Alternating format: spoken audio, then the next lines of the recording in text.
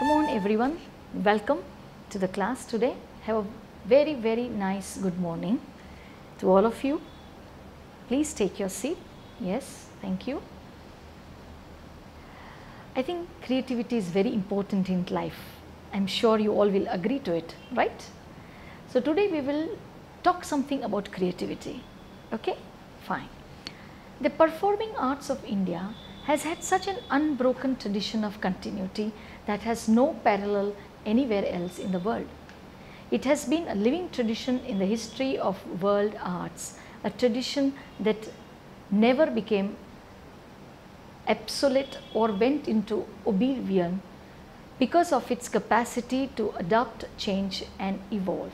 It prides itself of its origin from the Vedas, albeit it has assimilated various elements in its journey through the centuries, enriching, expanding and enhancing itself, thereby making itself relevant for every period of history as well as its own history of evolution.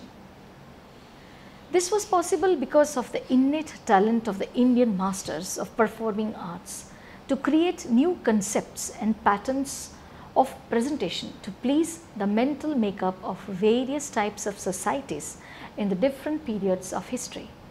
This great art of weaving several patterns for representing various ideas can be identified as the art of choreography in the Indian perspective.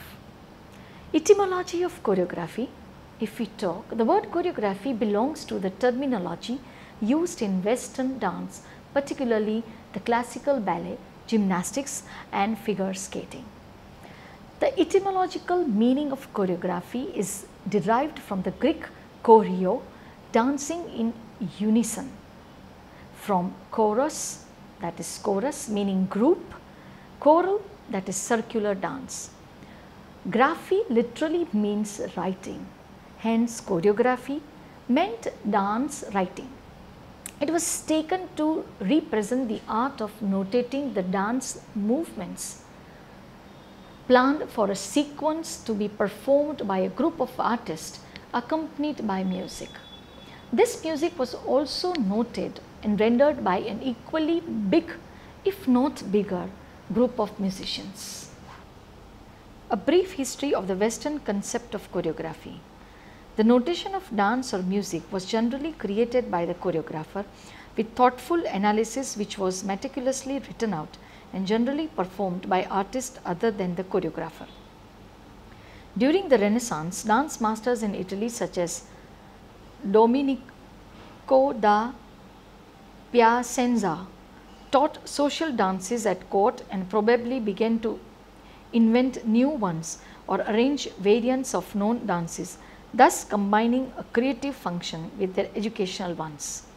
Staged ballet employed the same steps and movements as social dances and differed from it principally in floor arrangement and visual projection.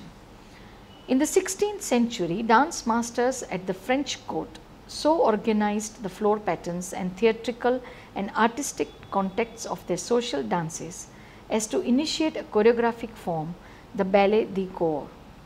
In the 2 centuries that followed, the gap between social dance and theatrical dance widened until ballet in the 19th century achieved a basically independent vocabulary.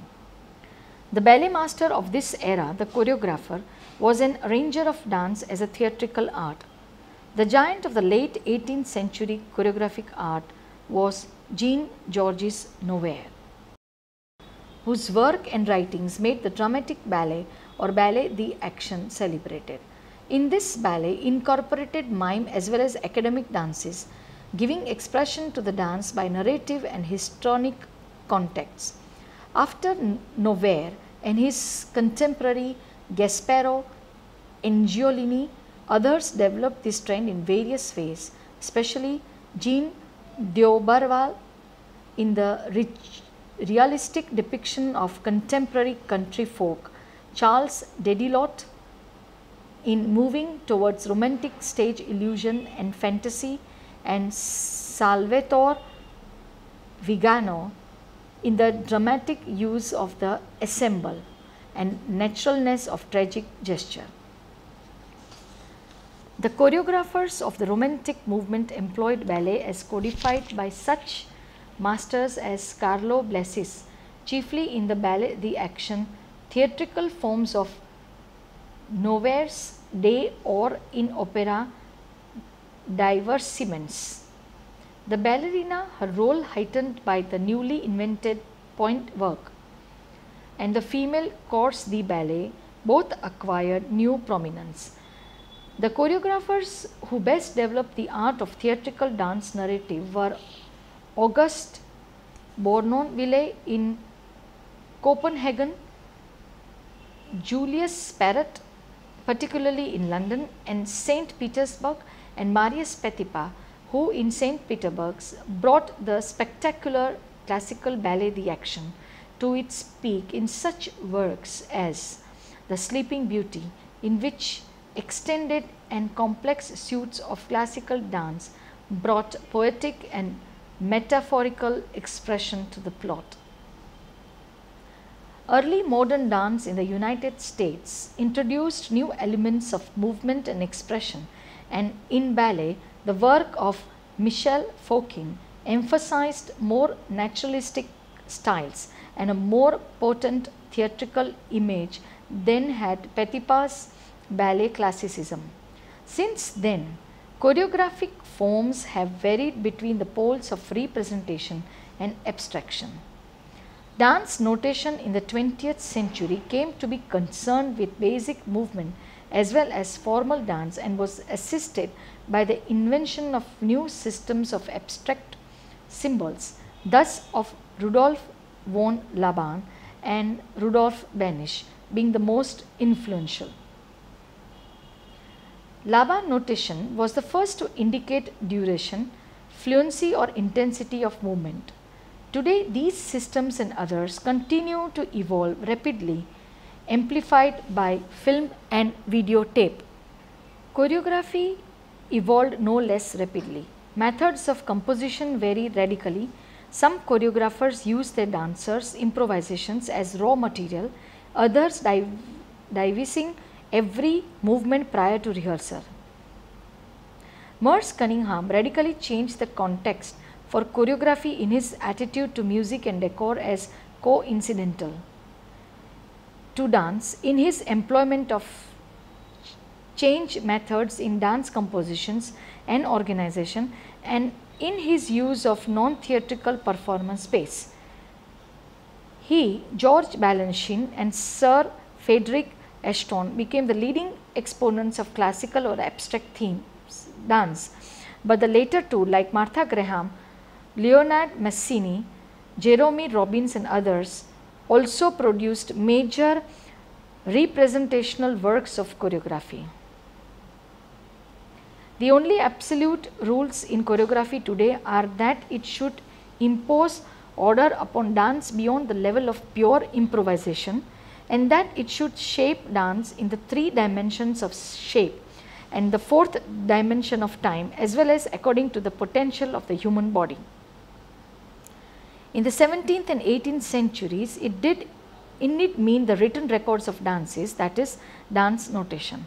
However, in the 19th and 20th centuries, the meaning changed a bit and came to be universally accepted to represent the visual aspect of the design patterns of dance, gymnastics and figure skating.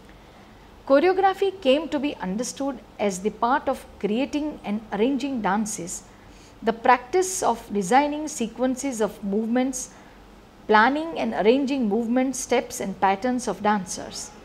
Today, fashion shows, launch of products and such other presentations are referred to as being choreographed, the word itself assuming a wider range of interpretations.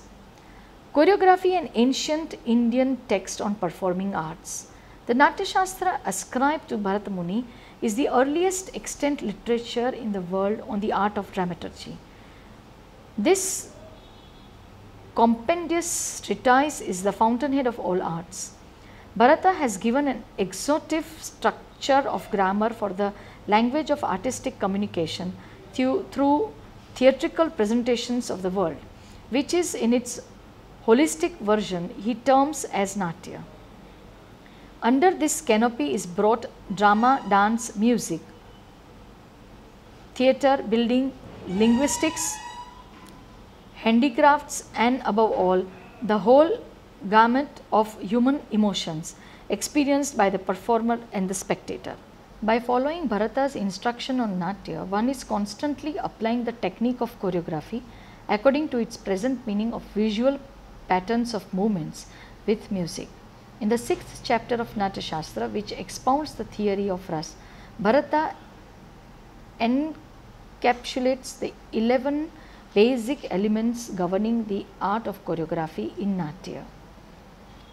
Among these, Abhinaya can be described as the art of communication. This has been classified under 4 heads. These are Angika Abhinaya, communication through the physical movements of the body from the subtlest little like batting an eyelid to the grossest like leaping in space. Vachika Abhinaya, verbal communication through articulated words, dialogues, verses, songs, syllables and even sounds emanating from the throat. Satvika Abhinaya, communication of intense emotions through facial expressions and also through certain natural reaction like actually shedding tears. Aharya Abhinaya, communication through the external elements of costume, makeup, jewelry and stage props and decor. A judicious combination of all these will create a total theatrical presentation, which is what Bharata describes under Samanya Abhinaya and Chitra Abhinaya. Among these, Angika Abhinaya becomes more important than others as far as choreography of body movements is concerned. Bharata has analyzed the body from head to toe under Angas or major limbs and Upangas or minor limbs. The major limbs are head, hands, chest, sides, hip and feet.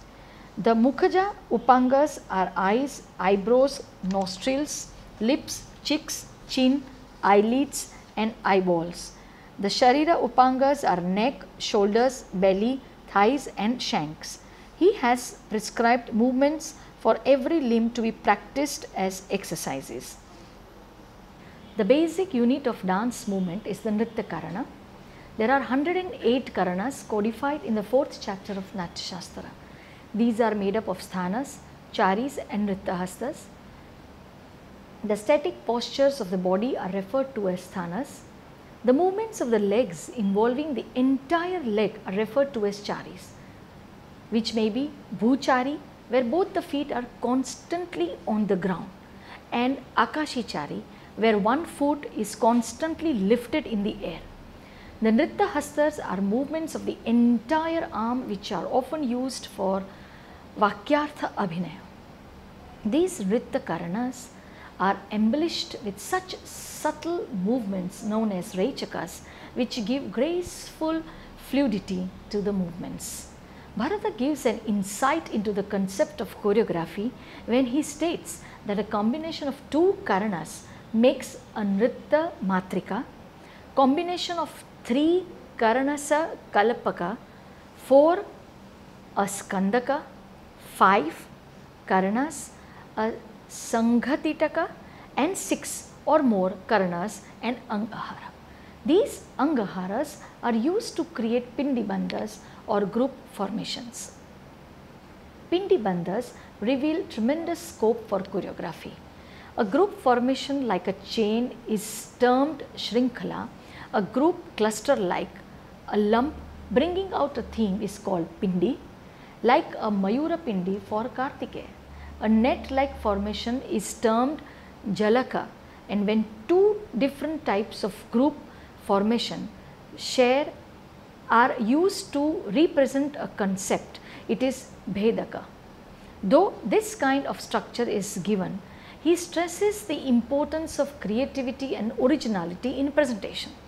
It is very clear that tremendous scope was given for Manodharma or expression of one's own perspective of the subject.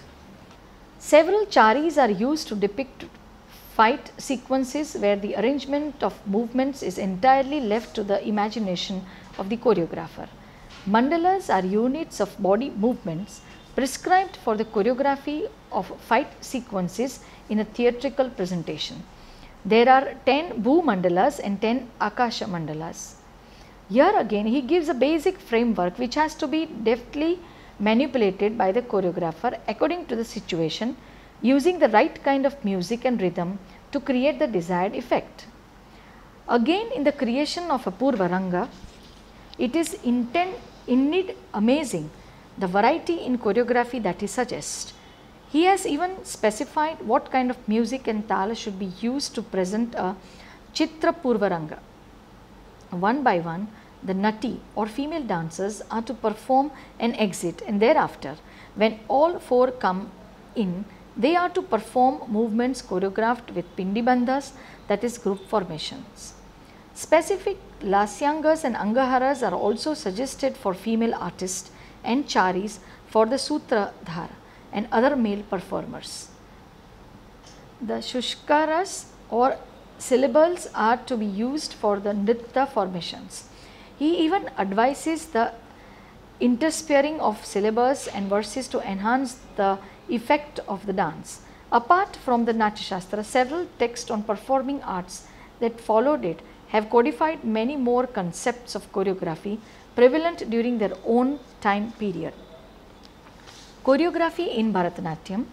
Bharatanatyam, the Deshi or regional dance nurtured, perfected and practiced in Tamil Nadu, had the privilege of becoming the most well-known classical dance of India in the world in early 1900s. Though it has its root in the Natya Shastra, it has acquired a distinct identity and form quite unique to itself. Just like the Karanas of Natya Shastra, the Adavus form the basic unit of dance movements in Bharatanatyam. These are brought under 13 or 14 heads of classifications, having about 8 to 10 in each group. The judicious linking of the Adavus becomes the basic foundation for choreography in Bharatanatyam. Creativity is the most important innate qualification that a good choreographer has to be endowed with. In Bharatanatyam, the following should be taken into consideration to create a well designed and successfully choreographed presentation. Whether it has to be a solo or group presentation, the theme or topic to be chosen should have enough scope for elaboration through Sanchari Bhavas. The lyrics chosen should be poetical and scenic but powerful enough to establish the desired effect and evoke the intended rasa. The music should be composed in keeping with the emotions to be portrayed in such a way that it not only enhances the effect but leaves a lingering impact. The rhythm should also follow the music, movement and emotion. A well balanced use of nritya and natya should be employed. There should be a good blend of natyadharmi and lokadharmi elements. Finally, the body movement should be planned to bring out the text, theme and emotions with grace and precision that it leaves the spectator in total rasanubhava or aesthetic experience of immense pleasure. The costume, lighting and backdrop should also be thought out when the choreography is being planned. The practical application of choreography in dance. Once the topic is decided, music and rhythm set, then we arrive at the actual act of choreography, planning and visualizing the movements. For this, there is an apparatus that is generally applied by most classical dancers. The chosen words are first presented through Padartha Abhinaya, that is, every word is enacted with the relevant hand gestures to bring out the word-to-word meaning. This helps establish the exact meaning of the lyrics in the minds of the viewers. Thereafter, the use of Sanchari Bhav brings out all possible interpretations of the lyrics and also pictorially presents several stories before our eyes. Sanchari literally means moving. Sanchari Bhav is the portrayal of ideas where the gesticulation brings out various meanings of the lyrics by moving around the words and a little away too, so that more dimensions of the meaning of the words are portrayed. Here we apply the principle of Ankura and Suchi. Ankura literally means a sprout. When an idea slowly sprouts in the mind, it is referred to as Ankura. This is developed through various hand gestures and made to point towards a particular meaning, which is referred to as Suchi. Thus, for instance, two Kapitha hands at the shoulder level can be recognized as Devi Lakshmi based on Natyadharmi. This will be applicable for Padartha Abhinaya. Lakshmi can also be portrayed as Vishnu's consort or showing and emerging from the sea when it is being churned by the Asuras and Devas. In these two actions, we establish the fact that she is the consort of Vishnu and is born from the sea. These actions move in and around Lakshmi, but every action brings out a different aspect of Lakshmi. If we use the Karana Garuda Pluta and then move in Vaishakha Rechita Karana with Vishnu and Lakshmi Hasta, then through Vakyartha Abhina we can portray Lakshmi and Vishnu on their Vahana. An entire story can be unfurled in the same way, showing the episode of the Samudra Manthana, at the end of which can be shown Lakshmi emerging seated on a lotus. The choreography of the Samavakara Rupaka can be brought out through this episode. This can be achieved only if there is a thorough knowledge of all Angas and Upangas and their application. Most of what has been explained here can be used for solo or group choreography. Choreography of group assemble based on rhythm. The most sought after and appealing are group presentations based only on rhythm. These may be performed for recited or sung syllabus, only instrumental music, or even just the percussion instruments. The choreographer's strength lies in the thorough understanding of Laya and Tal and all its ramifications, permutation and combination. The way the floor patterns are created by the group can enhance the presentation to such an extent that the rhythmic patterns became visual. The various jatis can be shown by the number of artists representing the aksharas of the jati while doing the footwork of that particular jati. Even the costumes should be so designed as to represent certain rhythmic groups. Even the lighting can follow the rhythm. Basically, the theme, the storyline to follow and its duration play an important part in the presentation of dance dramas. All the points mentioned for general choreography have to be followed. Planning the music, both vocal and instrumental, rhythm, variations for the different moods, body movements, both the Lasya and Tandava aspect with a balanced blend of Lokadharmi and Natyadharmi, brief interludes of dialogue, appropriate costumes and stage decor, and sophisticated use of lighting become the greatest responsibility of the choreographer for total success of the production. The ultimate goal should be to establish the right rasa in the spectator in such a way that it is not only entertaining but also educative and enlightening. Now, if we go to the conclusion of all this, the art of choreography, so to say, is inbuilt in the techniques given in our ancient treatises. It has been tried, tested, added on, enhanced, and has reached its zenith by adopting many variants as it moved along through the centuries. The Indian artist has assimilated all that appealed as beautiful from other cultures too, thereby enriching our own cultural heritage. The word choreography, though borrowed from Western culture, has come to stay universally identified as the art of creating neatly patterned, well-planned visual presentations.